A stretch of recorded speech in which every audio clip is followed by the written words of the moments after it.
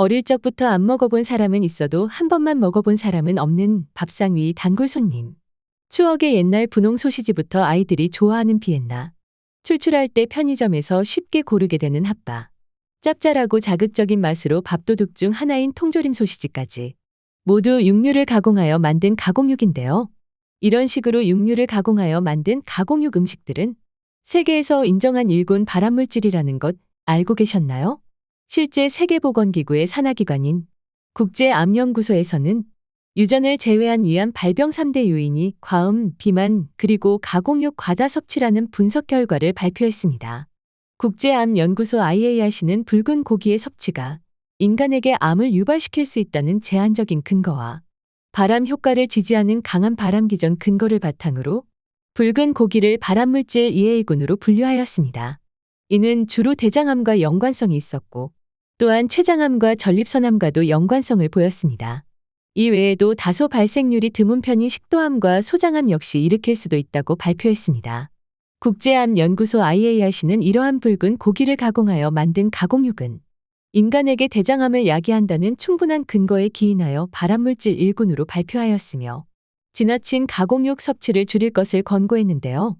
주재료인 적색육 자체가 2A군인데다가 가공육에 들어가는 각종 첨가물과 방부제 등이 발암 위험을 높인다고 설명했습니다. 또한 IARC는 매일 가공육을 50g씩 먹으면 대장암 위험이 18%까지 증가한다는 연구 결과를 그 근거로 들었습니다. 실제 매년 전 세계 약 34,000명이 가공육 과다 섭취로 사망한다는 조사 결과도 있습니다. 지난 2018년에는 가공육이 여성 유방암 위험을 크게 높인다는 유럽 대규모 연구 결과도 나왔습니다. 영국 글래스고대 연구팀이 40에서 69세 여성 약 26만 명을 7년 추적 관찰한 결과 폐경 여성의 경우 가공육을 먹으면 유방암에 걸릴 위험이 평균 9% 높아지는 것으로 나타났습니다. 연구팀은 가공육이 호르몬 체계 이상을 유발한 것으로 분석했습니다. 영국의 한 저널에 따르면 영국에서 가공 또는 붉은 고기를 아무도 먹지 않는다면 암이 8,800건 더 적을 것이라고 했습니다. 햄과 베이컨을 즐겨 먹는 영국뿐 아니라 전 세계적으로 뉴스는 충격적이었고 특히 어린이들에게 더 위험하다고 하여 엄마들이 아이들에게 햄을 안 먹이는 게 건강에 좋다는 인식이 자연스러운 이야기가 되었습니다.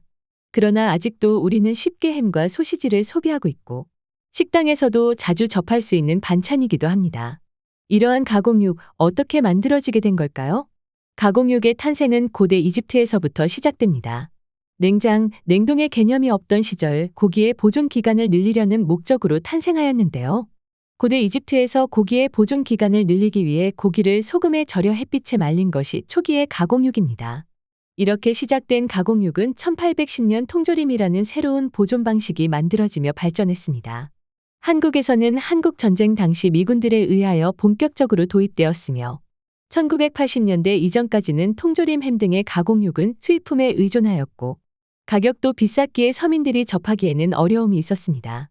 1980년대 이후 국내의 식품업체들은 본격적으로 햄과 소시지를 생산하기 시작하였으며 한국 밥상에도 기존 한국인들의 밥상에서 볼 수 있었던 어육 소시지 대신 서구 선진국들에서 먹는 수준의 돼지고기가 다량 함유된 고급 가공육이 등장하기 시작하였습니다.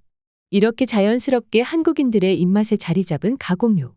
우리는 이러한 1급 발암물질인 가공육을 몸에 나쁜 줄도 모르고 굽고 볶아 반찬으로 자주 먹고 있으며 다양한 가공육이 잔뜩 들어간 부대찌개를 즐겨 먹고 있습니다.